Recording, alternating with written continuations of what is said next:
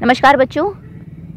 तो बच्चों आज इस वीडियो में हम लोग 5वीं कक्षा की जो कविता है आपकी छोटी सी हमारी नदी, इसके कुछ अतिरिक्त प्रश्नोत्तर करने वाले हैं। कविता बहुत आसान है, आपने पढ़ ली होगी, बहुत छोटी है, पढ़ने में आपको मज़ा भी आया होगा, लेकिन समझ में शायद थोड़ी कम आए क्योंकि जो शब्द इस्तेमाल हुए हैं पाठ में वो थोड़े से जो लोकल लैंग्वेज के जो वर्ड्स हैं, ईस्टर्न यूपी बिहार के गांव में जो शब्द बोले जाते हैं वो इस्तेमाल हुए हैं। जैसे कि धूप को घाम कहा गया है, शोर को रोला कहा गया है ना। तो वो अगर आप जानते हैं तो बहुत अच्छी बात है। इससे पहले जो इसकी एक्सप्लेनेशन की वीडियो है उसमें मैंने आपको सबसे पहले शब्दार्थी कराए थे, उसको आप एक बार ज़रूर देख लेना, तो पोएम आपको अच्छे से समझ में आ जाएगी और इसके बाद जो क्विज आएगी उसमें भी आप लोग अच्छे से कर पाएंगे।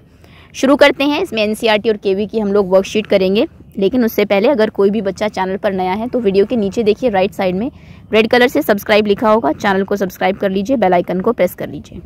ओके, अध्याय 17 छोटी सी हमारी नदी। पहले कुछ वस्तुनिष्ठ प्रश्न है। निम्नलिखित जो प्रश्न है, प्रश्नों के सही विकल्प पर सही का निशान लगाइए। पहला है, नदी के किनारे और पाट कैसे हैं? ऊंचे और ढालू, नीचे और समतल, गहरे और ऊंचे, गंदे और संकीर्ण। संकीर्ण बोलते हैं पतले, जैसे कि संकीर्ण गलियां होती हैं कई बार। तो जो किनारे हैं वो ऊंचे हैं और जो पाट है वो ढालू है। किनारे ऊपर की तरफ, पाट जहाँ पर नीचे पानी तभी आएगा जब पाट ढालू होंगे। तो कहने का मतलब है आपका यहाँ पर विकल्प क सही है। उजले जैसे घाम का भावार्थ क्या है? बादलों वाली धूप, खुली धूप का होना, धूप का ना होना, इनमें से कोई नहीं। तो उजले मतलब होता है वैसे सफ़ेद, एक तरीके से चमकता हुआ सफ़ेद, और घाम अर्थात धूप, तो चमकती हुई धूप है मतलब कि खुली धूप का होना। आपका ऑप्शन यहाँ पर ग सही है। अगला प्रश्न है, वर्षा से नदी का जल कैसा हो जाता है? पाठ में बताया गया आषाढ़ का महीना है, बहुत बारिश हो रही है, बहुत ज़्यादा पानी हो गया है नदी में, दन्नाती हुई नदी एकदम चलती है, तो उसमें जो पानी है वो बिल्कुल गंदा हो जाता है। ऑप्शन आपका यहाँ पर ग सही है। टोले में कौन से उत्सव की खूब धूम मच जाती है पूरे ग्रुप में? वर्षा उत्सव, ईद, गुरु पर्व या फिर क्रिसमस? तो वर्षा उत्सव की धूम मच जाती है क्योंकि बारिश में नदी में बहुत कम पानी होता है, लेकिन जब बारिश होती है तो पानी पूरा भर जाता है, पूरे अपने फ्लो पर नदी चलती है बहुत तेज़ी से। लोग, बहुत सारी एक्टिविटीज़ भी होती हैं वहाँ पर, मछलियाँ पकड़ते हैं बच्चे, है ना, उसमें कूदते हैं, नहाते हैं, औरतें जो है वो बर्तन धोती है, तो ये सब हो रहा है। तो वर्षा उत्सव मनाया जाता है वहाँ पर। हुआ हुआ कौन करता है? भालू, सियार, कुत्ता या मैना? तो सियार करता है। सियार को गीदड़ कहते हैं, जो लोग, हम लोग जैसे बोलते हैं, कई बच्चे सियार को शेर बोलते हैं, इसके अर्थ में वो गलत है बिल्कुल। रात में आपने देखा भी होगा अगर आप कभी गाँव में रहे हैं, गीदड़ की आवाज़ सुनाई देती है खेतों से। अगला प्रश्न है, किचपिच किचपिच कौन करता है? तोता, कोयल, मैना या चूहिया? तो मैना ये आवाज़ करती है। छोटी छोटी मछलियाँ कहाँ तैरती है? बाल्टी में, पानी की बोतल में, नदी में, समुद्र में? तो ये नदी में मिलती है, जैसे कि कविता में बताया गया है।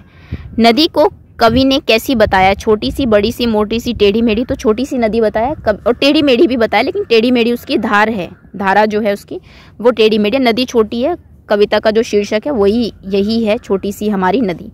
आगे है, सही कथन के सामने सही और गलत के सामने गलत का निशान लगाइए। सबसे पहले है, गर्मियों में मवेशी और अन्य पशु आसानी से नदी पार कर जाते हैं। बिल्कुल सही है, क्योंकि गर्मियों में पानी ज़्यादा नहीं होता, घुटनों तक ही होता है, इसलिए वो बहुत आसानी से क्रॉस कर लेते हैं। नदी के दूसरे तट पर खजूर और महुए के पेड़ लगे हैं, इन दोनों पेड़ का जिक्र ही नहीं हुआ, ताड़ के और आम के पेड़ों का जिक्र हुआ है, तो यानी कि बिल्कुल गलत है। छोटे बच्चे बीच नदी में जाकर उछल कूद करते हैं, बिल्कुल सही है। बहुएं थाली कटोरी रगड़ रगड़ कर धोती है, बिल्कुल सही है, क्योंकि जो नदी है उसके नीचे रेत जमा होती है, तो वो जो लोटे थाली है उसको उस रेत से रगड़ कर मांजती है, साफ करती है। अगला प्रश्न है, निम्नलिखित शब्दों में से उचित शब्दों का प्रयोग करके आपको रिक्त स्थान को भरना है। नदी की खाली जगह टेढ़ी मेढ़ी है, तो नदी की जो धार है वो टेढ़ी मेढ़ी है।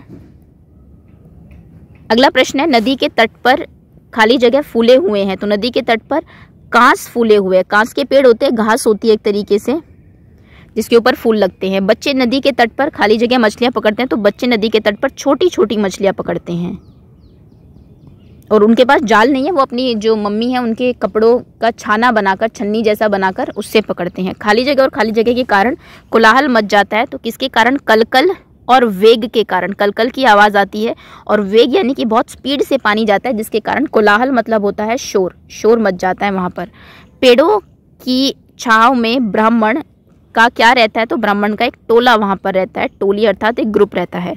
नदी के क्या ऊंचे ऊंचे हैं? तो नदी के किनारे ऊंचे ऊंचे हैं। ठीक, आगे आते हैं। अगला प्रश्न है, काव्यांश पढ़कर निम्नलिखित प्रश्नों के उत्तर लिखिए। ये मैं, जैसा कि मैंने कहा, इस चैप्टर से ये क्वेश्चन जनरली पूछ लिया जाता है क्योंकि बच्चों को पोएम समझने में थोड़ी सी मुश्किल होती है। जैसे ही आषाढ़ बरसता भर नदियां उतराती, मतवाली सी छूटी चलती तेज धार दन्नाती, वेग और कलकल के मारे उठता है कोलाहल, गंदले जल में घिरनी भंवरी भंवराती है चंचल, दोनों पारों के वन वन में मच जाता है रोला, वर्षा के उत्सव में सारा जग उठता है टोला। आषाढ़ बरसता का अर्थ स्पष्ट करो। आषाढ़ बरसता का अर्थ है कि आषाढ़ में बारिश, आषाढ़ का महीना आपने सुना होगा, अगर हिंदी महीनों के नाम आप जानते हैं, आषाढ़ में बारिश होती है। आषाढ़ बरसता का ये अर्थ है, होती है।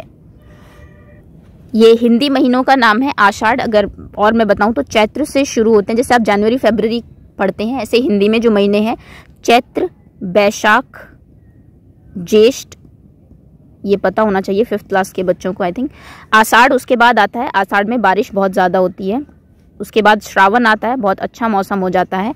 श्रावण, भाद्रपद, उसके बाद अश्विन, कार्तिक, अगहन, कार्तिक, अगहन, पोष, माघ और फाल्गुन। फाल्गुन जबकि आपके होली होती है, ओके, फाल्गुन, सॉरी, ग, ठीक है। तो यहाँ से महीने शुरू होते हैं आपके, चैत्र, बैसाख, ज्येष्ठ, आषाढ़, श्रावण, भाद्रपद, आश्विन, कार्तिक, अगहन, पोष, माघ और फाल्गुन। ओके, अगला प्रश्न है, आषाढ़ में नदी की धार कैसी हो जाती है? तो नदी की धार बहुत तेज हो जाती है, बहुत वेग से वो बहती है। नदी में कोलाहल क्यों मचने लगता है? तो उसके वेग के कारण वहाँ पर जो है बहुत शोर हो जाता है, पानी की ही इतनी आवाज़ आती है। अगला प्रश्न है, इन पंक्तियों की रचना किसने की है? तो इन पंक्तियों की रचना की है रविंद्रनाथ ठाकुर जी ने। आपकी कविता के ये कवि है। अगला प्रश्न है, अब कुछ लघु उत्तरीय प्रश्न है आपके। गर्मियों में लोग नदी को कैसे पार करते हैं? तो अपने घुटनों तक पैरों को भिगाकर, घुटनों तक पैरों को भिगाकर, बहुत आसानी से, क्योंकि घुटनों तक ही पानी होता है, को भिगाकर, या फिर आप बोल सकते हैं सिंपल चल के नदी क्रॉस वो कर लेते हैं आसानी से। नदी के दूसरे किनारों पर किनकी बस्ती है? तो ब्राह्मण लिखा हुआ है, लेकिन उनको ब्राह्मण हम लोग कहते हैं, ब्राह्मण, ब्राह्मणों की बस्ती है, ब्राह्मणों की। बच्चे नदी से मछलियाँ कैसे पकड़ते हैं? माँ के आंचल का छाना बनाकर, आंचल उनके जो कपड़े हैं, चुन्नी वगैरह जो है, उसको इस्तेमाल करके, उसको छन्नी की तरह इस्तेमाल करके, ताकि पानी बाहर निकल जाए, छोटी मछलियाँ उसमें रह जाए। इस तरीके से बच्चे जो है वहाँ पर मछलियाँ पकड़ते हैं। अगला प्रश्न है, मैना नदी के तट पर क्या करती है? तो मैना नदी के तट पर किचपिच की आवाज़ करती है, की आवाज़। अगला प्रश्न है, नदी के दोनों किनारों पर क्या है? तो नदी के एक किनारे पर अमराई है, अमराई, और ताड़ के वन है,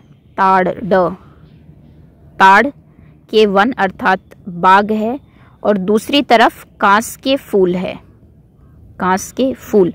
आपको कविता में कहा है कांस के फूल एक उस पर रहते और दूजे उस पर अमराई और ताड़ वन, तो ये है दोनों तरफ, ये ध्यान रखना, ये अच्छा क्वेश्चन है। एक पर कांस के फूल खुले उजले, जो कि सफ़ेद रंग के होते हैं बहुत, और दूसरी तरफ अमराई बोलते हैं आम को, और ताड़ के वन है। टोला किस उत्सव को किस प्रकार मनाता है? तो टोला जो है वो वर्षा उत्सव को धूमधाम से मनाता है, शोर के साथ मनाता है ना, रोला मच जाता है वनों में, दोनों पारों के वनों में रोला करके या फिर शोर करके। अगला प्रश्न है, नदी के पार कौन कौन जाता है? तो नदी के पार लोग, ढोर डंगर अर्थात जानवर, आप ढोर डंगर भी लिख सकते हैं, जो कविता में इस्तेमाल किया वो भी शब्द लिख सकते हैं, फिर अपने भी लिख सकते हैं। और बैलगाड़ी चालू, चालू मतलब कि चलती हुई बैलगाड़ी, बैलगाड़ी सभी चलकर चले जाते हैं, क्योंकि बहुत कम पानी रहता है उसमें। अगला प्रश्न है, बच्चे नदी में क्या क्या करते हैं? तो बच्चे नदी में सबसे पहले नहाते हैं, नदी के बीच में कूदते हैं, उछल कूद करते हैं, कूदते हैं नहीं लिखेंगे आप, उछल कूद करते हैं, उसके बाद वो उसमें मछलियाँ पकड़ते हैं, पकड़ते हैं। अगला प्रश्न है, स्त्रियां नदी के आसपास क्या करती है? तो स्त्रियां सबसे पहले तो कपड़े धोती हैं, बर्तन मांजती हैं, धोती हैं, और लोटे बर्तन बहुएं जो है अर्थात वे भी औरतें ही होंगी, वे बर्तन मांजते हैं, उसके बाद अपने काम के लिए चली जाती हैं, मांजती है। अब कुछ भाषा आधारित प्रश्न देख लेते हैं। सबसे पहले शब्दों के अर्थ लिखिए जो पाठ में इस्तेमाल हुए हैं। घाम, घाम का अर्थात होता है धूप, धूप। कछार बोलते हैं जो नदी के किनारे होते हैं, उसको कछार कहा जाता है, नदी के किनारे। घिरनी बोलते हैं चक्री को, चक्री जो गोल गोल घूमती है। सघन मतलब होता है घना। टोला मतलब झुंड, एक तरीके से ग्रुप जिसे आप कहते हैं। कांस एक प्रकार का फूल है, एक प्रकार के फूल सफेद रंग के जो होते हैं, छोटे छोटे घास के ऊपर लगते हैं, तो वो नदी के किनारे बहुत ज़्यादा लगे हुए हैं। अगला प्रश्न है रोला। रोला मतलब होता है शोर। पाट मतलब दरवाज़ा, या फिर यहाँ पर जो अच्छा दरवाज़ा ही होता है वैसे पाट। ओके, अगला प्रश्न है निम्नलिखित शब्दों के दो दो अर्थ लिखिए। घुटना, घुटना होता है एक दम घुटना, और एक घुटना होता है पैरों का घुटना। तो ये दोनों का अर्थ घुटना ही है, पैरों का घुटना। अगला है पाट। पाट मतलब एक तो वस्त्र होते हैं आपके कपड़े, और एक पाट अर्थात दरवाज़ा भी होता है। पार एक दरवाज़ा। पार होता है पार जाना, नदी के पार जाना, जैसे कि दूसरी तरफ जाना, पार अर्थात दूसरी ओर। और एक पार अर्थात होता है वश, कि इस पे आपका कोई वश नहीं चलता, कोई पार नहीं चलती। कार, कार एक वाहन है, और कार मतलब काम भी होता है।